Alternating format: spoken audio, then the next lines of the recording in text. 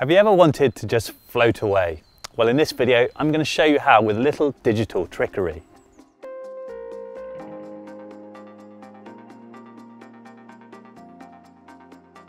To create a levitating figure, we essentially need to capture two different versions of the scene, one with the person perched on a suitably stable support like a bench or a ladder, and the other of the empty frame.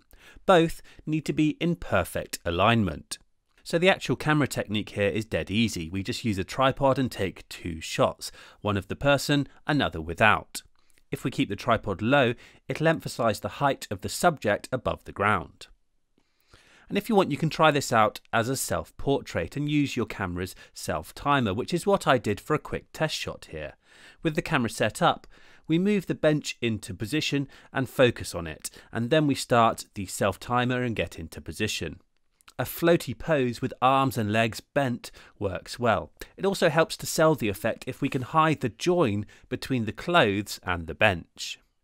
Once we've got our first photo, all that's left to do is to remove the bench and take another shot of the empty scene, making sure that the exposure and focus stays consistent.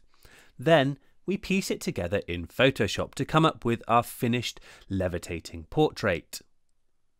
So that's the bare bones of the technique, but why leave it there?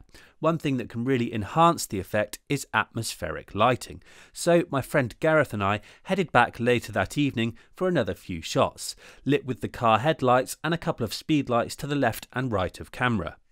We managed a few frantic frames before heavy rain forced us back inside. But it was worth the effort, as the car headlights and watery lens flare really added to the mood. Now, let's have a look at how to piece together our images in Photoshop. So here we are in Photoshop, and I've got a selection of different images here. I'll show you how to piece these together. So let's start off with my rough version here. So first thing we're going to do here is bring up our layers panel by going to Window, Layers, and then I'm going to go to the empty version of the scene and right click the layer here in the Layers panel and choose Duplicate Layer. In the destination document settings here, I can choose the other image and hit OK. Then if we go back to our other image, you can see now we have two layers in our layers panel. We've got the empty scene on the top layer, and we've got our subject with the bench on the underlying layer.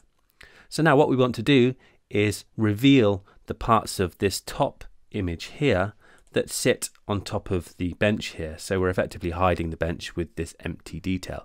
So with that top layer highlighted, I can hold Alt and click the Add Layer Mask icon here, and this will give me a full black layer mask, and you can see that completely hides everything on that layer.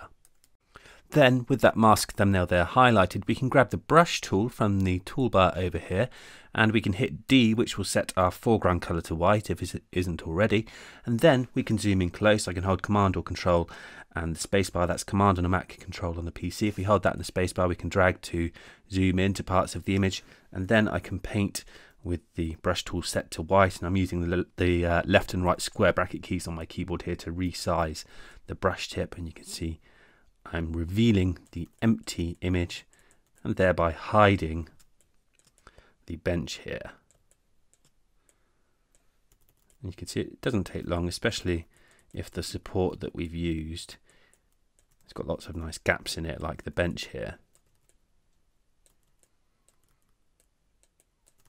Just finish off around here, and I think we'll be pretty much there. If we go over an area like that we accidentally hide where we want to reveal it, we can hit X to flip to black and then paint to bring that back. So we can just hit X to use white and black, and white reveals the layer and black hides the layer. So with that done, we might want to just go down and check the reflection down here, and you can see there is a reflection of the bench here in the puddle, and we also want to remove that. So I'm just going to quickly paint to get rid of that and create more of a rounded shape to the body down at this part of the image. And because everything is in alignment between our two shots, the joins between the two layers are pretty seamless. Now it can be a little bit more tricky where the subject meets the bench here. So first of all, we'll just paint to hide that part of the bench. Again, just painting with white to reveal the empty image. But we might be left with something like this, where it's just kind of looking a little bit fake along the edge of the body here. So what we need to do now is make a new layer, and we can click the create new layer icon, and then I can grab the clone tool from the toolbar over here, and we want to make sure this is set to sample all layers in the tool options. Then I can hold Alt to sample an area of the jeans here, and then Paint to just add back in a little bit of detail here to make the body shape look more natural around this part of the frame. And that's looking much better. So that's the basics of the technique. Now let's try out another image here. You can see these are the images that I shot later on that night. So again, I'm going to right click the empty layer here, choose duplicate layer, and select the other image and hit OK to copy that image on top there. So now again, I've got the subject on the lower layer and the empty scene on top.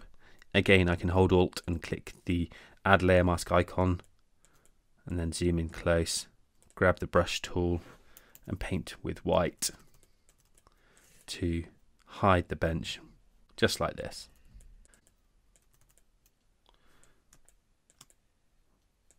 I also want to make sure I don't remove any of the shadows around the scene, because those are really important for helping to kind of sell the effect. So obviously I'm being quite quick about my painting here. You can spend a bit more time if needs be to get that blend between the two layers absolutely perfect. And with that done, again, we can use the clone tool to tidy things up. So I'll make a new layer once more, grab the clone tool, make sure it's set to sample all layers, and then I can just paint to add in a bit of extra detail. So I might want to just see if I can create the fingertips back around this part of the frame. And then I could go over to the bit here where the clothes meet the bench and just paint to kind of add a bit more detail in that area there using the clone tool once more. Let's zoom out and see how we're looking. And that's looking pretty good. We might want to make a new merged layer for all of these layers here using the keyboard shortcut Command or Control Shift Alt and E. And then I can take this layer into the Camera Raw filter by going to Filter, Camera Raw Filter. And I like to use the Camera Raw filter to apply some kind of finishing toning effect. So we could lift it slightly, maybe add a touch of contrast, maybe a touch of clarity. Let's perhaps just tweak the temperature a little. Maybe increase the vibrance, decrease the saturation slightly. So this is all just about giving the image kind of a nice overall look. I could also perhaps grab the adjustment brush here, dial in some positive exposure, and then paint to reveal a bit more detail in the sky there like that. And I'm pretty happy with that, so I'll hit OK to apply. And that's that image fully finished. Now, there might be an occasion where you have a really nice starting shot here, but you don't have a version of the empty scene to go with it. And in that case, you might be able to get away with it as long as the support here doesn't take up too much of the frame. If we can see enough detail behind it, then we can clone in extra detail to remove the offending bench. So in this case, I can go to the Layers panel again and make a new layer, and then I can grab the Spot Healing Brush tool from the toolbar over here. Again, we want to set it to sample all layers, and I can paint with the tool, and it does a pretty good job of removing the bench here. If we just very quickly whiz over all of that detail and then release. You can see that's not a bad starting point. We might want to tidy things up with the clone tool, so I can hit S for that, perhaps set my opacity to 50% by hitting 5 on my keyboard, and again with the tool set to sample all layers, I can just paint to tidy up any rough looking patches around the image here like this until we get a better result. And again, of course, I'm being very quick about this, but you get the idea.